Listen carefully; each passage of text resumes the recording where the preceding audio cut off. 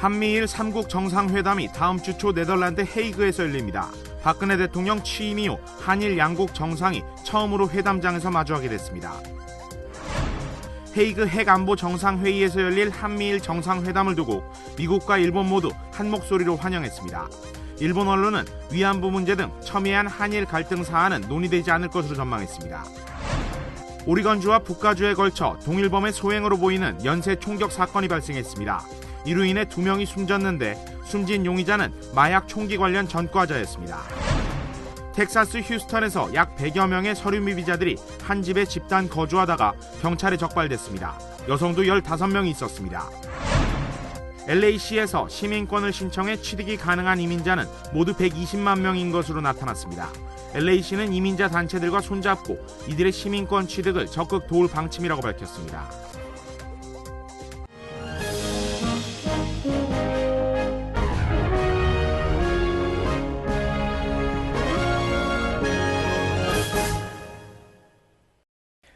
여러분 안녕하십니까? 3월 21일 금요일 KBS 아메리카 뉴스입니다.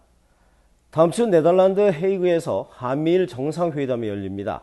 대한민국 새 정부가 들어선 이후 처음으로 한일 양국 정상이 회담장에서 마주하게 됩니다. 송창은 기자의 보도입니다. 한미일 3국 정상회담 개최가 최종 확정됐습니다. 박근혜 대통령과 아베 총리는 오바마 대통령의 초청으로 다음 주 초 헤이그 핵안보 정상회의에서 회담을 가집니다.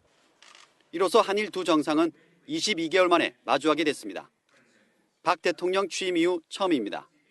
청와대는 과거사와 위안부 문제에 대해 일본 측이 어느 정도 변화된 자세를 보인 점이 회담 성사 배경이라고 밝혔습니다. 최근 일본 외무성으로부터 일본군 위안부 피해자 문제를 4월 중순에 우리 측과 진지하게 협의해 나가겠다는 의사를 전달받았습니다. 이에 따라 정부는 위안부 문제를 논의하기 위한 한일 국장급 회의 개최 방안이 협의되고 있다고 밝혔습니다. 정부는 그러나 한미일 3국 정상회담에선 북핵과 비확산 문제만 논의되며 과거사와 위안부 문제는 거론되지 않을 것이라고 밝혔습니다. 핵안보 정상회의 기간에 열리는 별도의 한중 정상회담에선 한미일 3국의 중국 견제 우려를 해소하는 데 주력할 것으로 보입니다. 박 대통령과 아베 총리가 만나기는 하지만 각종 현안에 대한 양국의 인식 차이가 여전한 만큼 관계 개선의 계기가 될지는 불투명합니다. KBS 뉴스 송창은입니다. 이 같은 한미일 정상회담에 대해 미국과 일본 모두 한 목소리로 환영했습니다. 일본 언론은 위안부 문제 등 첨예한 한일 갈등 사항은 논의되지 않을 것으로 예상했습니다. 보도에 은준수 기자입니다. 미 백악관은 한미일 정상회담을 적극 추진하며 미국이 중재자 역할을 해왔다는 점을 강조했습니다.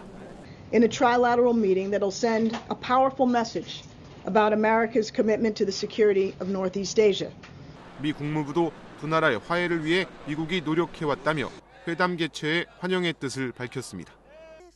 미국 정가에서는 한일 두 나라 정상이 22개월 만에 대화에 물꼬를 트는 만큼 최소한의 결과를 내야 한다는 주문도 나왔습니다. 아베 일본 총리는 정상회담 개최 결정은 잘된 일이라며 짤막하게 소감을 밝혔습니다. 일본 외무성은 핵 확산 방지와 북핵 문제를 논의하기 위해 아베 총리가 한미일 정상회담에 참석한다고 발표했습니다. 한 줄짜리 서면 형식으로 추가 논평은 없었습니다. 일본 언론은 한일 정상이 취임 이후 처음 만나게 된다는 데 의미를 뒀습니다.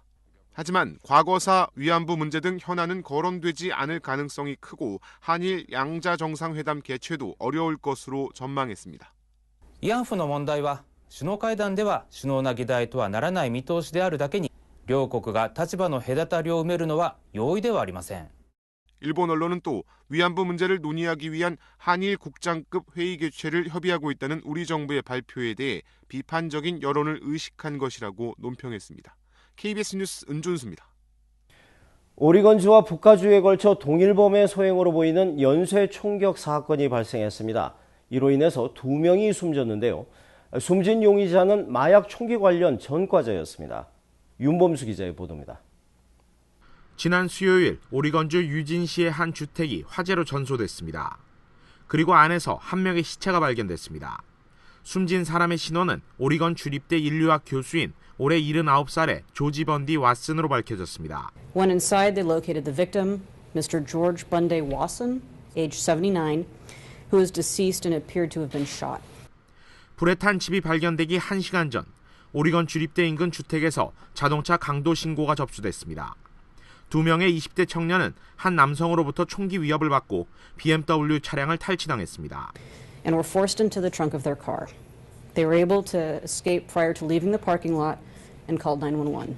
그로부터 다시 10시간 뒤 샌프란시스코에서 180마일 북쪽으로 떨어진 관광지 컨퓨전 힐에서 신고가 들어왔습니다. 한 남성이 노상방뇨를 하고 있었고 이에 직원이 항의하자 욕설과 함께 총격을 가했다는 것입니다. I was able to see the barrel of the gun before I rolled into the kitchen, and luckily I just made it into the one spot where the ricochet wouldn't get me. 이어 경찰의 추격에 이은 총격전이 벌어졌습니다. 이 과정에서 멘도시노 카운티 셰리프 경관 한 명이 총격을 받아 숨졌습니다. The suspect basically riddled his patrol car with high-powered rifle fire. 사건 수사 이틀째, 경찰은 이 모든 사건의 용의자가 한 명이라고 밝혔습니다. 용의자는 32살의 리카르도 안토니오 체니로 현장에서 경찰의 총격을 받은 뒤 도주했는데 이후 숨진 채 발견됐습니다. 숨진 체니는 마약과 총기 관련으로 수차례 체포된 전과자였으며 사건 발생 한 달 전에도 체포됐다 당일날 풀려났던 것으로 확인됐습니다. KBS 뉴스 윤범수입니다. 미국 의회에서 그 누구보다 앞장서서 일본군 위안부 문제를 제기해왔던 마이크 혼다 의원이 위기를 맞고 있습니다. 선거를 앞두고 상대 후보보다 선거자금 모금이 크게 뒤처져 있고 더구나 한인들의 후원도 미미한 상황이라고 합니다. 보도에 이강덕 기자입니다. 혼다 의원 지역구에서 한국전쟁 참전용사들에 대한 감사의 메달 전달식이 진행되고 있습니다. 일본계면서도 군대 위안부 문제 해결에 앞장섰던 혼다 의원은 항상 한국을 의정활동의 중심에 두고 있습니다. The work still has to be done. So the election has nothing to do with it. We just want to continue this work. 이런 혼다 의원을 낙선 위기로 내몰고 있는 도전자는 같은 민주당 출신 인도계 미국인입니다. IT 기업과 인도계 미국인들의 지원을 받는 노칸나 후보가 올해 11월에 실시될 선거판을 흔들고 있습니다. 지역이 넓고 인구가 많아서 TV 광고 등에 막대한 돈을 써야 하는데 노칸나 후보 모금액이 크게 앞서 있습니다. 정말 우리가 빚을 많이 졌다고 생각해요. 그러니까 은혜를 갚아야지 그것이 저희의 도리라고 저는 생각합니다. 한국계 미국인들이 머리를 맞대보지만 한인들의 선거자금 기부 액수는 30만 달러도 안 될 정도로 미미합니다. 오히려 중국계나 일본계 미국인보다도 실적이 저조하다며 한인 지도자들이 애를 태우고 있습니다. 혼다 의원에게는 앞으로 2달 정도가 이곳 실리콘밸리에서의 승패를 가르는 분수령이 될 예정입니다. 캘리포니아 실리콘밸리에서 KBS 뉴스 이강덕입니다. 텍사스 휴스턴에서 100여 명의 서류 미비자들이 한 집에 집단 거주하다가 경찰에 적발됐습니다. 여성도 15명이나 있었습니다. 김주원 기자의 보도입니다. 휴스턴 해리스 카운티. 한 가족이 24살 된 딸과 그녀의 2 아이들이 실종됐다며 경찰에 실종 신고를 했습니다. 신고를 받고 이들을 찾던 경찰은 우연히 100여 명의 사람들이 집단 거주하고 있는 집 한 채를 발견하게 됐습니다. 이들은 모두 불법 체류자, 서류 미비자들이었습니다. Largest number of individuals in a stash house that I've seen that we've encountered in probably the past 5 or 6 years. I think we have basically every country from the Central America represented. We have Honduras, El Salvador, Guatemala, and I'm probably missing 1 or 2. 남성 94명, 여성은 15명이었습니다. 이들이 집단 거주하던 환경은 말할 수 없이 불결했습니다. There's 100 plus people crammed into a one-story 15 or 1600 foot house. Squalid conditions, dirty, filthy conditions. 경찰은 돈을 받고 서류 미비자를 집단 거주케 한 5명의 관계자를 체포했습니다. 일종의 감금 행위도 있었던 것으로 추정되고 있어 인신매매 가능성도 제기되고 있습니다. 경찰은 그간의 조사 경위를 아이스, 즉 이민세관 단속국에 넘겼습니다. 이 사건은 현재 추가 조사 중입니다. KBS 뉴스 김주원입니다. LA시에서 시민권을 신청해 취득 가능한 이민자는 모두 120만 명인 것으로 조사됐습니다. LA시는 이민자 단체들과 손을 잡고 이들의 시민권 취득을 적극 도울 방침입니다. 노승욱 기자가 취재했습니다. LA시에서만 시민권 신청이 가능한 이민자가 약 120만 명에 달하는 것으로 조사됐습니다. 이는 미 전국 신청자 수치와 비교할 때 13%에 해당하며 이 중 한인도 약 4만 명에 이를 것으로 추산되고 있습니다. LA시는 지역사회 이민단체와 손잡고 시민권 취득을 적극 도울 방침입니다. We have partnered a lot lately on, the workshops, the citizenship outreach, creating more of an education campaign around its importance, and I think you're going to see more of that in the short term and also in the long term. 하지만 아직도 많은 이민자들이 시민권 취득을 주저하고 있는 것으로 나타났습니다. 시민권 시험을 통과하려면 인터뷰를 봐야 하는데 언어 장벽에 따른 두려움이 가장 큰 이유라는 겁니다. Their main barriers, their level of English. Their English is not strong enough. The cost, it is very expensive. It's $680 to apply for citizenship. 이에 이민자 단체들은 시 정부와 함께 이민자들의 시민권 신청 취득을 위한 교육 프로그램을 운영하고 있다고 밝혔습니다. We're seeing a lot of Korean immigrants coming into our ESL classes in Koreatown because they want to become U.S. citizens and learn the English. Fee waivers are available to people who are either receiving public benefits or they're low income.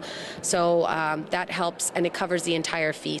영주권자의 시민권 취득 자격은 영주권 취득 후 미국에 거주한 지 최소 5년이 되어야 하며 기초적인 영어 구사 능력을 갖추고 있어야 합니다. 하지만 미국에 거주한 지 10년 이상 된 50세 이상의 영주권자나 15년 이상 된 55세 영주권자는 자국으로 시험을 볼 수 있습니다. KBS 뉴스 노승욱입니다. 미국과 중국의 퍼스트 레이디가 특별한 만남을 가졌습니다. 정상 부인들 간의 깜짝 만남은 패션 스타일까지 화제를 낳았습니다. 보도에 김주영 기자입니다.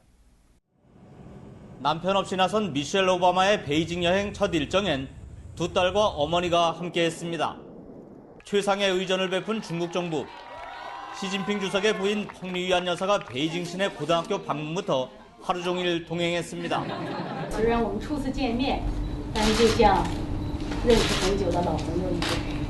Share my travels with students throughout the United States is a very unique experience. 북글씨도 써봤는데 미셸 여사는 길령자를, 펑 여사는 덕으로 만물을 포용한다는 뜻의 후덕잼을 넉 자를 써서 선물로 맡겨안했습니다. 활동적이고 옷 잘 입기로 정페인한 두 퍼스트레이디 모두 절제된 옷차림이었지만 언론들은 이른바 패션 코드 찾기에 바빴습니다. Shoes. Michelle's reportedly Jimmy Choo. Peng? The media is still trying to figure that out. 시진핑 주석도 인민대회당으로 미셸 여사 일행을 깜짝 초청해 양국 관계의 발전을 바란다는 덕담을 건넸습니다. 미셸 여사는 오늘 베이징 대학에서의 강연과 만리장성 관람 일정을 소화합니다. 두 퍼스트레이디의 동행에 이어 헤이그 해관보 회의에선 미중 정상회담도 열립니다. 부인들 간의 이른바 소프트 외교처럼 미중 정상회담은 어느 때보다 훈훈할 것으로 보입니다. 베이징에서 KBS 뉴스 김주영입니다. 금요일 밤 KBS 아메리카 뉴스를 마칩니다. 즐거운 주말 되시기 바랍니다.